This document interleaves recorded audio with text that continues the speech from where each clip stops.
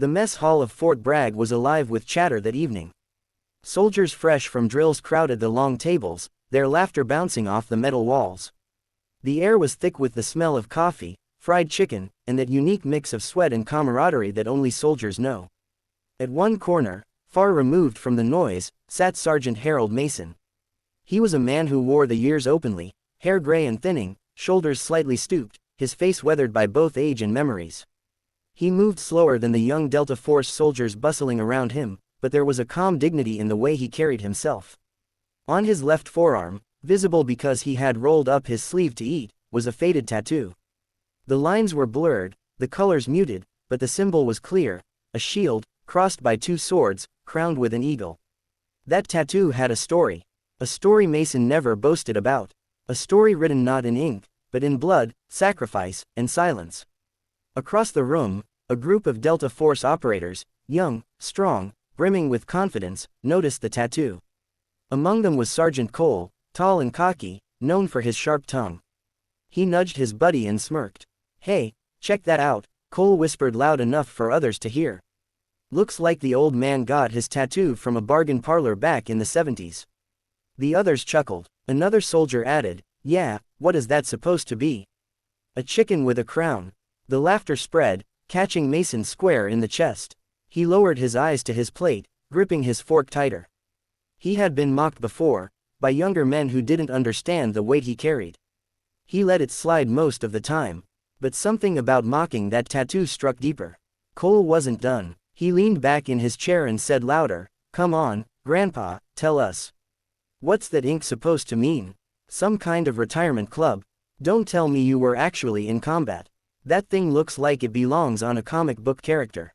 More laughter. Mason said nothing. His silence was not weakness, it was restraint. But behind those quiet eyes, memories stirred. He could still smell the wet earth of jungles, hear the thunder of Huey's overhead, feel the heat of a firefight that lasted hours. That tattoo wasn't art, it was survival. It was a memory of brothers who never came home. Still, he stayed quiet. He stabbed another bite of food and kept eating. Then, the heavy steel door of the hall swung open. Conversation died instantly. A figure stepped in, and the room shifted from laughter to silence. It was General Raymond Steele. The general's presence was enough to command respect without a word. Tall, broad-shouldered, his uniform pressed to perfection, eyes sharp as steel. A legend in the army. Soldiers whispered his name with reverence. Rumor had it that he'd led missions so dangerous they were still classified. To have him walk into the mess hall was like watching history in motion. "All rise," someone whispered instinctively. Every man in the room stood to attention. "At ease," the general ordered, his deep voice calm but commanding. Everyone sat again, though the air remained tense. His gaze swept the room and, like a hawk, landed on the group near Mason. "What's so funny over here?" he asked, his voice deceptively calm. Cole froze. He swallowed hard but muttered, "Just joking around, sir." About his tattoo. The general's eyes narrowed. He walked forward slowly, his boots clicking against the floor, until he stood right beside Mason. The old veteran stood immediately, back straight despite the ache in his bones, and saluted. The general returned the salute with the respect only earned through shared history. Then, turning toward the younger soldiers, the general asked in a voice that carried weight, "You think this tattoo is funny?" Silence. Not one dared to speak. Without another word, General Steele began rolling up the sleeve of his own uniform. The room held its breath. Slowly, he revealed his forearm. And there it was, the exact same tattoo. The shield, the crossed swords, the crowned eagle, bold, still sharp despite the years. A collective gasp rippled through the hall. The young Delta Force soldiers stared, eyes wide, jaws slack. The general raised his arm for all to see. "This tattoo," he began, his voice like a hammer striking steel, "is not a joke. It is not decoration. It is not something you mock. This tattoo is a brotherhood. A promise. A memory of men braver than most of you will ever know." His eyes locked on Cole, who shifted uncomfortably in his chair. "Sergeant Mason here," the general continued, placing a hand firmly on Mason's shoulder, "earned this mark when he was younger than most of you are now. He fought in places you've never heard of, on missions you'll never read about.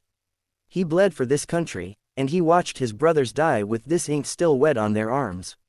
And you mock him." The silence was crushing. Not one soldier moved. The general's voice softened, though it carried even more weight. I wore this tattoo in the same battles. I watched good men fall, men who never got the chance to grow old like Sergeant Mason. He carries this ink not for glory, but for them. For the ones who never made it home. Mason's throat tightened. For decades, he had carried the burden quietly, never expecting anyone to understand. To have the general stand beside him, to see him honor the same tattoo, it was like a weight being lifted. Finally, Cole spoke, his voice trembling. I'm sorry, sir. I didn't know. Mason looked at him with tired but kind eyes. You didn't need to know, son. You just needed to respect it. From that day forward, everything changed. The young soldiers no longer mocked Mason. Instead, they began sitting with him, listening to his stories. What began as curiosity turned into respect. Cole, who once led the laughter, became Mason's closest listener, eager to understand the lessons only experience could teach. Mason never boasted, never exaggerated. He spoke of courage, of fear, of loss, and of the simple truth that survival often came down to brotherhood. The young Delta Force operators began to realize that their strength wasn't just in weapons or training, it was in the legacy they inherited from men like Mason. Weeks later, Mason passed away quietly in his sleep. The news hit the unit hard. For men who thought they couldn't be shaken, they found themselves grieving the loss of the man they once mocked. His funeral was packed, every soldier attended, dressed in full uniform, their faces solemn. The general himself delivered the eulogy. We once mocked him, the general said, his voice breaking slightly, but today, we honor him. Sergeant Mason carried this nation's memory in his skin, and in his heart. He was more than a soldier, he was a living reminder of what sacrifice truly means. And then, something extraordinary happened. One by one, the young Delta Force soldiers stepped forward. They rolled up their sleeves. Each of them had gone to the same tattoo artist in town. Each of them had inked the same emblem, the shield, the swords, the eagle.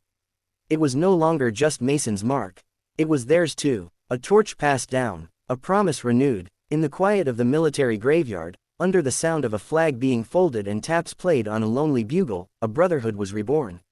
Not through laughter, not through pride, but through honor, respect, and sacrifice.